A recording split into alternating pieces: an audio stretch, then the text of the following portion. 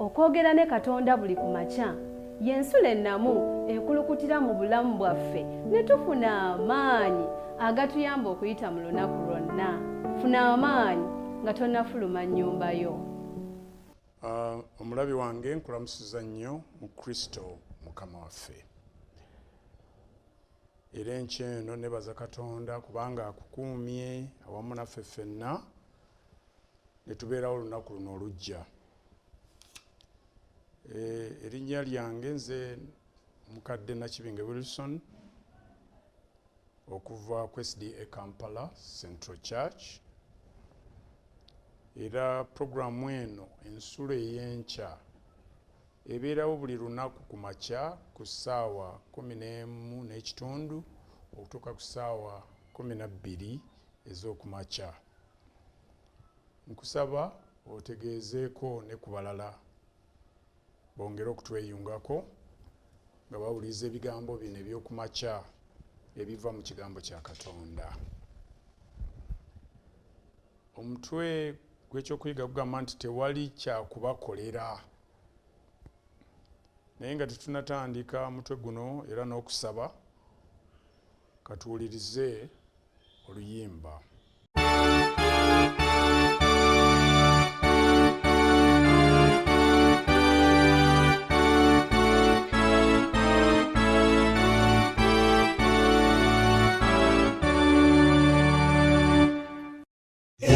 Ekiseera ky'omusango kituuse, ebitabo bibikuddwa, tuliba tutya nga tuwooza mu maaso ga Katonda.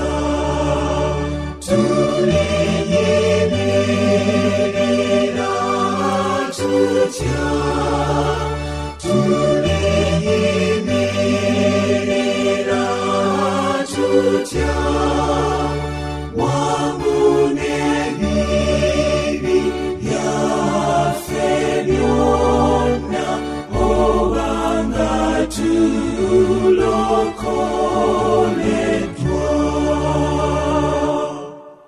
Omusango gutandise n'abafu bangwago tulikeberwa, era ebikolwa byaffe byonna birikebererwa ddala.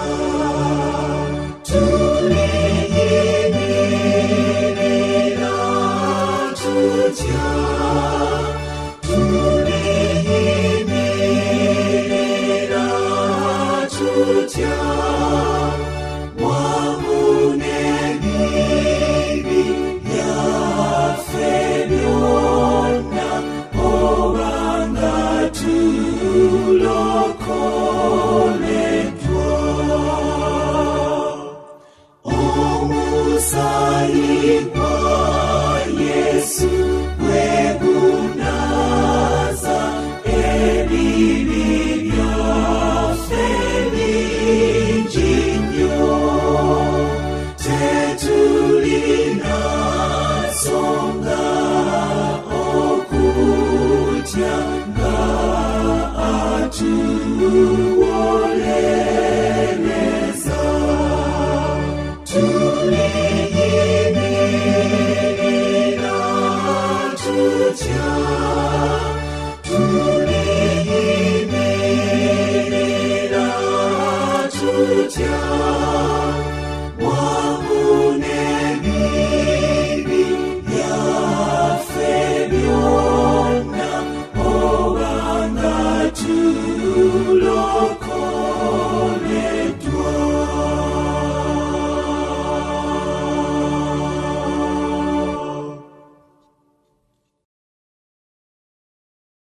Mbakulisaayo mukuwuliriza oluyimba olwo era nga tugenda okutandika katusabe. Ayi Kitaffe omulungi tukwebaza kubanga oli Katonda wa kisa. Ssebo weebale tukessa obudde nga tuli balamu era tukuyita ojje gye tuli otuyigirize kubanga ekigambo kyo bwe bulamu ku bwa Yesu Kristo Mukama waffe. Amiina. Omutwe gw'ekyokuyiga gugamba nti tewali kyakubakolera. Olunyiri lwaffe olw'okujjukira luli mu Isaaya essula 66.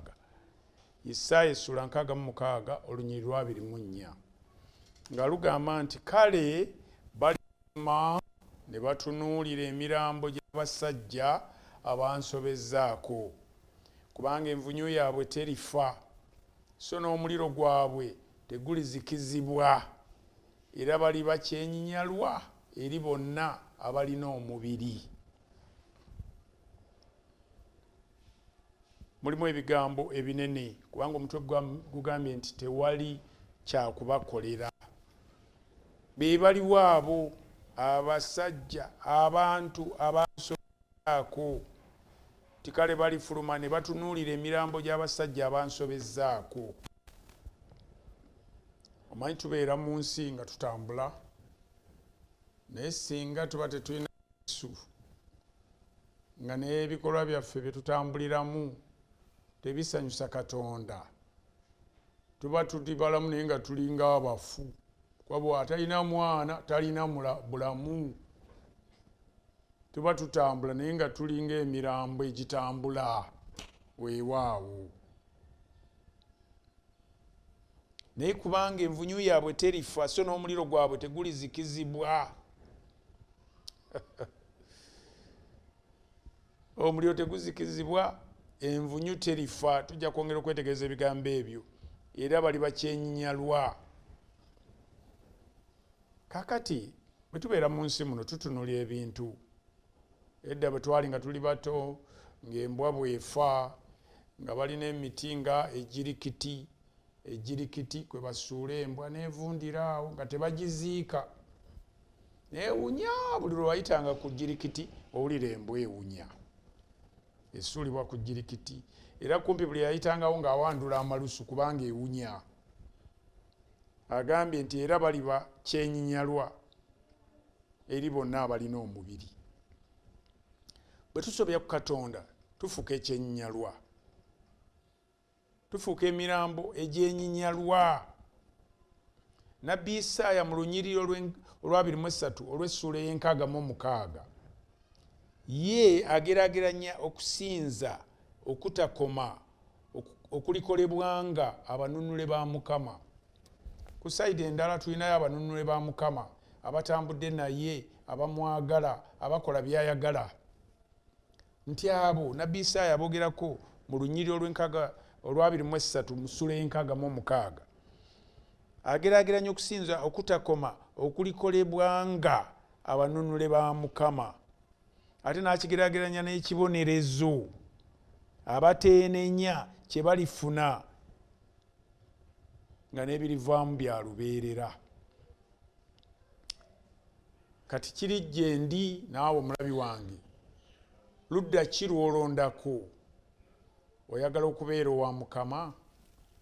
Kuba bwe tubeera aba Mukama bwe tunaagendanga tumanyi nti mu ggulu ebiramu ebina bigamba mutukuvu mutukuvu era bonna ne bamalayika babeera nga batendereza Katonda.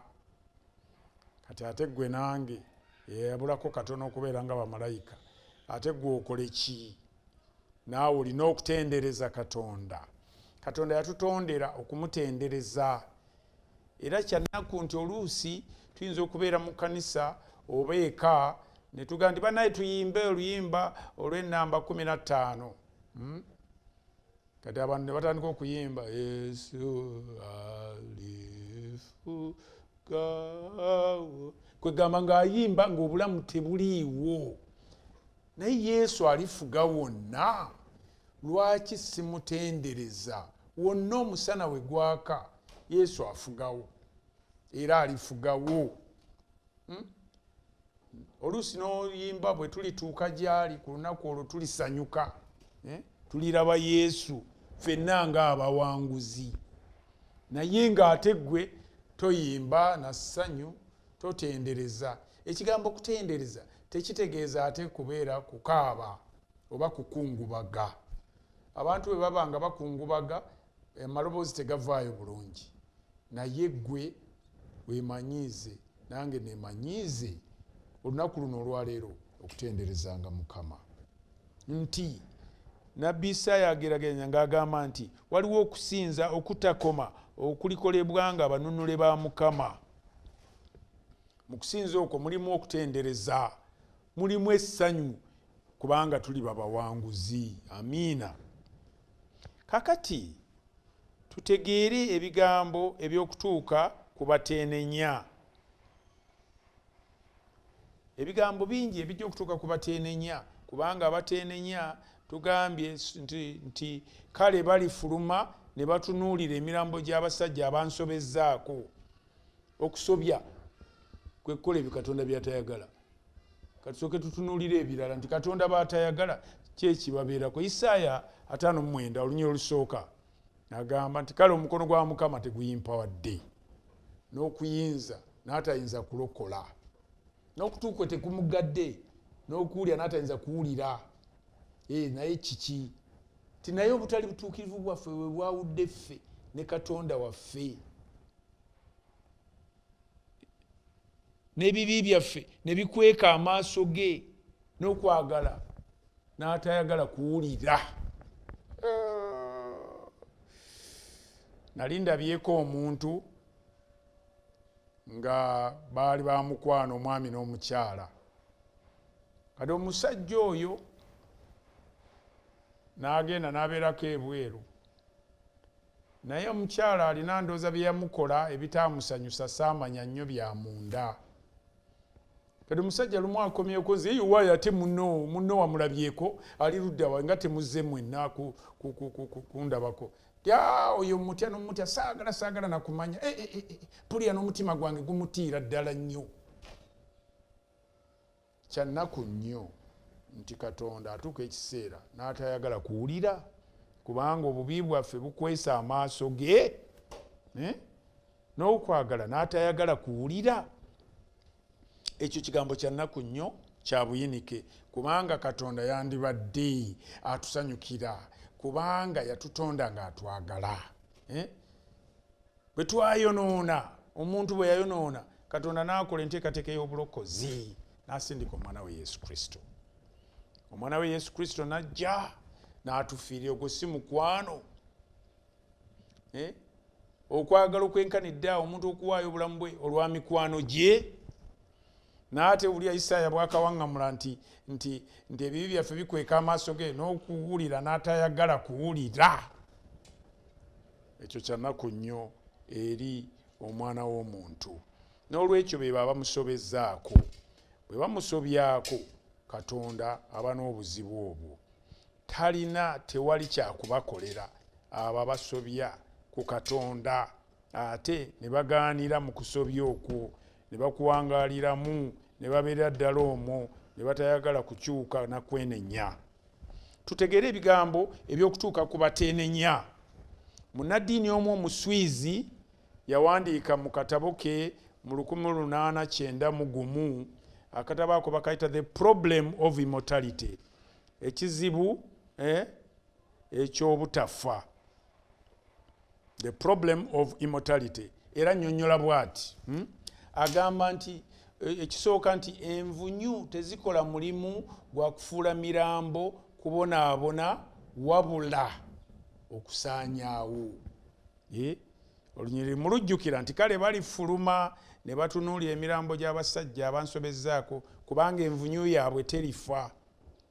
Envunyu yaabwe terifa. Kati omusajja ono annyonnyola ebigambo bino agamba envunyu tezikola mulimu gwa kufuula mirambo gya kubonaabona wabula envunyu zigirya ne zigisaanyaawo. Alina pointi yajja okuleeta mu maaso nti envunyu etefa n'omuliro ogutazikira. Olwekyo bitegeeza okufa okw'emirembe n'emirembe. Kubanga envunyu singa eba eridde ekintu ekifudde ebeerawo ng'erya paka lw'ekimalawo. n'olwekyo envunyu bweba terifa envunyu bweba terifa envunyu etefa n'omuliro ogutazikira olwekyo bitegeeza okufa okw'emirembe n'emirembe nti ekintu kirina okumalibwawo obutabaawo busobozi obw'okuzuukirira obulamu obutaggwaawo ekyo kimu ekyokubiri agamba nti ku muliro ogutazikira oba ogw'olubeerera ago ge maanyi agazikiriza ddala obutaddayo kulabikako nate naye waliwo bannaffe abaga nti omuliro gujja kubanga nga gubookye nga babonaabona babeerawo gubookye emirembe n'emirembe eyo si enjigiriza ya bayibuli okwokebwa okw'embiri mu Yerusaalemi nga bwe tukisomako mu Yeremiya 17:27 ko n'ekibuga kya Sodoma ne Gomora ebyasalibwa omusango okwokebwa omuliro ogwo tegukyaliwo leero naye omuliro gwajja ne gubyokya okusinziira ku njigiriza ya bayibuli esookerwako si muliro ogutaggwaawo naye gubaawo ne gwokera ddala ebyokebwa okutuusa lwe biviirawo ddala olw'olubeerera kubanga bwe tusoma mu Yuda essula 7 olunyiri olw'omusanvu munsonyiweko Yuda olunyiri olw'omusanvu Yuda olunyiri lwa 7 agamba bw'ati munsonyiweko Yuda olunyiri lwa 7 Yuda olunyiri lw'omusanvu lugamba bwe luti lugamba nti nga Sodoma ne Gomora n'ebibuga ebyaliraanawo bwe byayendera ddala okwenkana nabo ne bikyama okugobereranga omubiri omulala byateekebwako okuba ekyokulabirako nga bibonerezebwa n'omusango ogw'omuliro ogutaggwaawo kati ekinyonyola kigamba nti naye Sodoma ne Gomora omuliro tegukyayaka leero naye bayibuli egamba n'omusango ogw'omuliro ogutaggwaawo kubanga omuliro gwayokya Sodoma ne Gomora n'ebibuga ebiriraanyeewo okutuusa lwe byasaanawo nga tebirabika omuliro ogutazikira gutegeeza nti gwaka nga kyegwokya kikyaliwo okutuusa lwe gukimalirawo ddala era bwe babeera ababi abalyokebwa omuliro gutazikira oba geyeena gugenda kubookya gubasirize gubamalirewo ddala nagwo gugwewo kubanga ogwa Sodoma ne Gomora tegukyaliwo leero naye bayibuli egamba mu Yuda olunyiri olw'omusanvu nti nga bibonerezebwa n'omusango gw'omuliro ogutaggwaawo ebibuga ebyo naye leero bw'ogenda e Sodoma ebifo awali Sodoma ne Gomora omuliro gukyayaka teguggwaawo bayibuli sikyetegeeza nti emirambo egyo gijja kubonaabona bano bonna abasobeza Katonda abaganya okwenenya nti omuliro gujja bookya gubookye nga teguzikira wabula kitegeeza nti okusinziira ku njigiriza ya bayibuli esookerwako si muliro ogutaggwaawo naye gubaawo ne gwokera ddala ebyokebwa okutuusa lwe biviirawo ddala olubeerera ne bivaawo kale tuyigamu eky'omulabi wange ebigambo bino nga binene naye ebigambo bino bitulaga nti bwe tutambula twegendereze era twegayirire Katonda tuleme okumusobyako ekisooka bwe nsomye ennyiriri mu Isaaya 5:9 olunyiri olusooka olw'okubiri n'olwokusatu bitulaze nti Katonda ebibi bino n'obutali butuukirivu bwaffe bikweka amaaso ge mu luzungu agamba it puts a veil teekawo olutimbe ekintu ne kibikka obwenyi bwa Mukama so nga ffe bwe tusaba tuba tunoonya obwenyi bwe amaaso ge ag'ekisaago aga amaaso agatwagala kubanga ate gatulaba nnyo buli kye tuyitamu kati ge tuba tunoonya naye nti ebibi biteekawo olufu olukutte olutayinza kuyitamu kulaba bwenyi bwa Katonda naye n'atatulaba kati bw'abanga tasobodde tulaba kitegeeza nti tulabye kubanga Katonda n'essaala zaffe zigaana okutuuka. Omulabi wange nkyeno kubuulira nti kisaanidde nti buli lunaku osabe Katonda akusonyiwe obutali butuukirivu obwo. Buli lw'otandika essaala musabe akusonyiwe obutali butuukirivu obwo. Bw'amutawaana nnyo bubikka obwenyi bwa Katonda. Katonda n'atayagala natutunulako, n'atayagala kuwulira Bayibuli bw'egamba mu Isaaya 59 olunyiriri olwokusatu. Katonda atwagala ekyenkanidde awo. Yalaga buli kyonna kye twetaaga okumanya n'awaayo kyonna. Omwana we yazaalibwa omu yekka. Abazadde ekyo mukimanyi, omwana aweekayo naye Katonda yamuwaayo. Najja n'abonaabona n'akubwa ababi emiggo emizibu era n'afa okufa okwo ku musaalaba. Naye nga ye agenderera nti kanneetikka ebibi byammwe kamboneebone nze nsasula omutango olw'ebibi byammwe. Ekyennaku kwe kubeera nti tumusobyako ate ne tutayagala kwenenya. Bwe tutunulira mu Yokaana ebbaluwa esooka olunyiriri olusooka essula esooka olunyiriri olw'omwenda. Yokaana ebbaluwa esooka essula esooka olunyiriri olw'omwenda agamba nti bwe twatula ebibi byaffe ye wa mazima era omutuukirivu okutusonyiwa ebibi byaffe n'okutunaazaako byonna ebitali bya butuukirivu. Ogwo mukisa gye tuli. Yokaana mukwano gwa Yesu atubuulira ebigambo ebyo bulungi ate abimanyi kubanga naye yali ku nsi kuno yabiyitamu n'alaba nga Yesu ddala yamwagala okwagala okutayogerekeka. Bwe tuba tusoma ebbaluwa z'omusajja ng'oyo tulina okuzitunuulira n'obwegendereza tulabe ebigambo byayogera kubanga bye yayitamu. Lwaki enkyeno mulabi wange toyatula bibi byo ng'olina okukkiriza nti ye wa mazima era omutuukirivu okusonyiwa ebibi ebyo era ng'olaba nti ajja kukunaazaako obutali butuukirivu bwonna buli obugaana Katonda obwenyi bwe okulabibwa eno okulaga eno. Bw'aba tabulaze eyo kitegeeza essaala zaffe ziba tezituuka, ziziyizibwa ebibi bye tuteenenya. Tuyige okwenenya. Kakati akugamba nti tewali kyakubakolera, tewali kyabbakolera. Emirambo mu lunyiriri luno girina amakulu ge gitegeeza. Kale balifuluma ne batunuulira emirambo gy'abasajja abansobezaako. Emirambo mu lunyiriri luno girina amakulu ge gitegeeza. Gamba gikola ng'obubonero obw'obutategeera.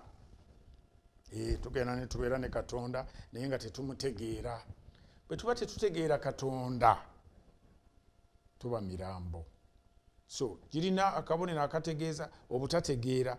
Omulambo okugenda nga guvunda kabonero ka kufa. Kubanga bwe mba sitegeera Katonda seenenya mbansazeewo okubeera wa kufa. Kaakati ate omulambo okugenda nga guvunda kwe kabonero ak'okufa. Tufa omubiri guno ate tufa netufiirwa obulamu obutaggwaawo ne tufiira ddala nga tulizuukirira kuzuukira okwokubiri. Ate bwe tulimala okuzuukira ate laba ne tuddayo. Emirembe gyonna obutabaawo na busobozi obw'okufuna obulamu obujja. Emirambo ogenda nga givunda tugambye nti n'omuliro ogwo ogutaggwaawo. Omuliro ogwo kitegeeza gwokera ddala ne gwokera ddala emirambo egyo ne gisirikira ddala paka lwe giggweerawo ddala. Omuliro ne guggwaawo. So si kubeerawo nga gugyokya kubanga giba mifu. Kati giba gibonaabona biki ng'enjigiriza endala bw'egamba. Bayibuli etuyigiriza nti giba gijja kwokebwa era gisirike gireme kufuna mukisa kuddayo ate mbu kufuna bulamu obujja. Endowooza ey'okubonaabona okutakoma terina weekwataganira na bubonero obungi ennyo obusangibwa mu buwandiike obw'obunnabbi bwa Bayibuli. Tewali kyakubakolera. Endowooza ey'okubonaabona okutakoma terina weekwataganira na bubonero obungi ennyo obusangibwa mu buwandiike obw'obunnabbi bwa Bayibuli. Abo abagambibwa ensonga emu yokka nti bagambibwa nti tewali kyakubakolera. n'ekirala geyeena Yesu gye yayogerako kyali kifo kya lwatu gye baasuulanga ensolo n'abazzi b'emisango gye baayokerwanga. Katonda yateekateeka mu kusaasira kwe okukomya ababi abateenenya. Bannange, Katonda atugumiikiriza. Tekisaana ffe okulindirira okufa okuzikirira. Ate tusaanye okusoma ebyandiikibwa tutegeere enjigiriza ya Bayibuli. Bwe muba nga mwerabidde byonna mujja kujjukira ekye tusanze mu Yuda olunyiro lw'omusanvu nti Sodoma ne Gomora byafuuka ekyokulabirako nga bibonerezebwa n'omusango gw'omuliro ogutaggwaawo. Olwekyo enjigiriza egamba kaakati omuliro ogwo tegukyayaka leero bw'ogenda e Sodoma oba e Gomora we byali, naye ebyo byasirika ne bigwerawo ddala. N'olwekyo enjigiriza egamba nti omuliro tegugenda kugira gujja bookyanga nga babonaabona nga tebaggwa. Olunyiro olwo nawo lwe lumu kuzituyamba okumanya nti omuliro gusenkenya biri ne gubimalirawo ddala, bwe biggwerawo ddala nga nagwo guggwaawo. Kaakati ate guba gukyayo kyaki. Mukama yeebazibwe kubanga ffe omulimu gwe tulina leero kwe kubuulira abantu ku busungu obugenda okujja. Enkomerero etuuse. Era ennyimba nga bwe nayimbye luli luga nti bwe tulituuka gy'ali ku lunaku olwo tulisanyuka, tuliraba Yesu ffenna ng'abawanguzi. Tugenda kutuukayo. Ekisuubizo kye kinayogedde mu Yokaana essula 14 olunyiro olusooka olwokubiri n'olwokusatu atuteekeddeteekedde ebifo. Era agamba talikomawo nate atutwala eyo gy'ali naffe tubeere eyo. Ate n'ayongera nti naye ate n'ekkubo tulimanyi. Tetwagala tubeere nga tubuuza ng'omuyigirizo yamubuuza nti ate ekkubo tulimanyi tutya. Yatubuulira ffe tulina omukisa kubanga byawandiikibwa, Yokaana yabiwandiika ng'addamu nti nze ekkubo n'amazima n'obulamu, tewali ajja eri Kitange wabula ng'ayita mu nze. Amiina. Tukkirize Yesu Kristo ly'ekkubo n'amazima n'obulamu. Ekigambo kitubuulira lwatu. Mukama atuwa omukisa enkya eno nti nga tutunula olunaku olujja katutunuulire Kristo. Tuleme kubeera ku mwendo gw'abo abatalina kyakukolerwa, abasazeewo obuteenenya, abasazeewo okutambulira mu bintu Pawulo bye yayita empitambi, naye ffe ne tubinyweza ne tubeera mu bukyafu obwo obw'ebibi ebitanyumira Katonda. Atusaasire tubeere abawanguzi. Tusabe. Ayi Kitaffe tukwebaza nnyo nti ebigambo byatuwandiikirwa tubeere abagezi, ffe ab'ekiseera kino ekisembayo. Katonda affe weebale kutuwa ekirabo ky'omwana wa Yesu Kristo. Omulabi wange enkya eno muteeka mu mikono gyo, omuwa omukisa. Era otambule nabo nga bagenda okukola emirimu gyabwe nga bali byonna gye banaabeera, naye obulamu bwabwe bujjukire okwenenya, okusaba okusonyiyibwa obutali butuukirivu bwonna. Era boogere naawe ng'abaana bo kubanga baanazibwa n'omusaayi ogwa Yesu Kristo. Tusabye okuyita mu nnya lya Yesu Kristo Mukama waffe. Amiina. Okwogera ne Katonda buli ku makya y'ensula ennamu ekulukutira mu bulamu bwaffe ne tufuna amaanyi agatuyamba okuyita mu lunaku lwonna. Funa amaanyi nga tonnafuluma nnyumba yo.